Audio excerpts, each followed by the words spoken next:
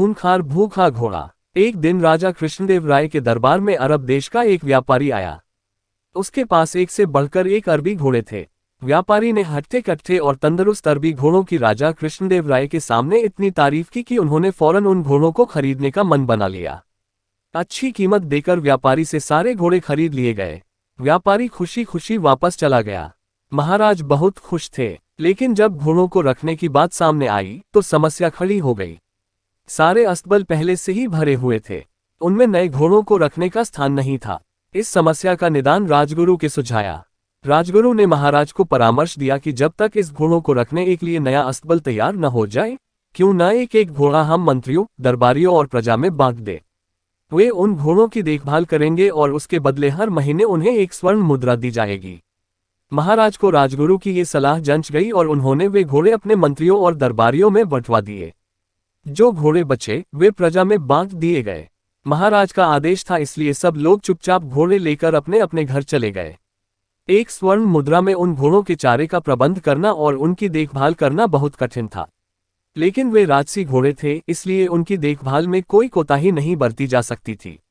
सब अपना पेट काटकर घोड़ों की देखभाल करने लगे। एक घोड़ा तेनालीराम को भी मिला। उसने वह घोड़ा अपने घर ले जाकर एक छोटी सी अंधेरी कुटिया में बांध दिया। उस कुटिया में छोटी सी एक खिड़की बनी हुई थी। उस खिड़की से तेनालीराम रोज शाम थोड़ी सी सूखी घास घोड़े को खिलाया करता था। घोड़ा दिन भर भूखा रहता था, इसलिए जैसे ही शाम को खिड़की से सूखी घास देखता, लपक कर उसे खा जाता। दिन बीतते गए और वह दिन भी आया जब अरबी घोड़ों का अस्तबल बनकर तैयार हो गया।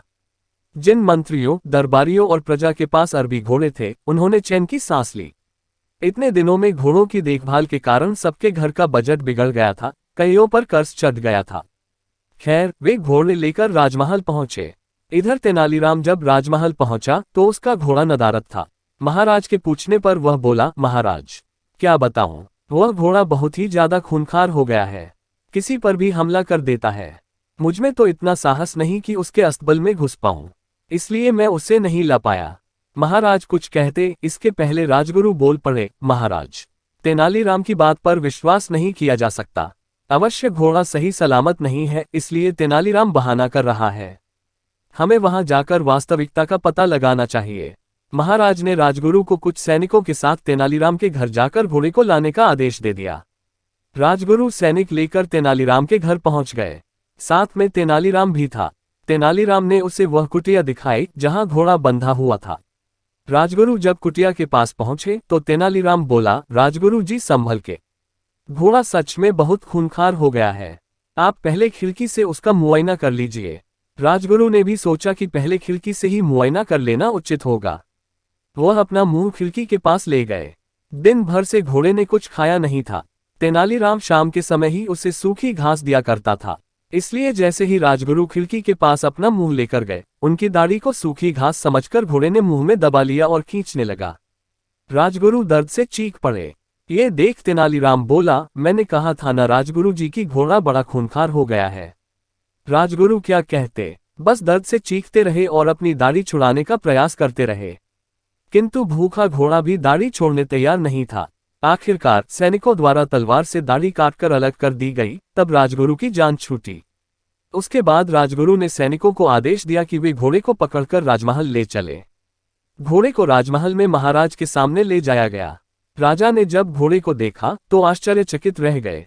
इतने महीने ढंग से कुछ खाने पीने को न दिए जाने के कारण उसका शरीर सूख गया था और वह एकदम मरियल दिख रहा था।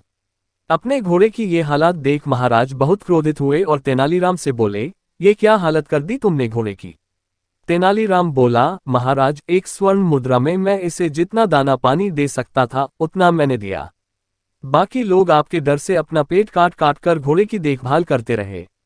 वह आगे कहता गया, महाराज राज्य के राजा का धर्म प्रजा की देखभाल करना है, न कि उन पर अतिरिक्त बोझ डालना।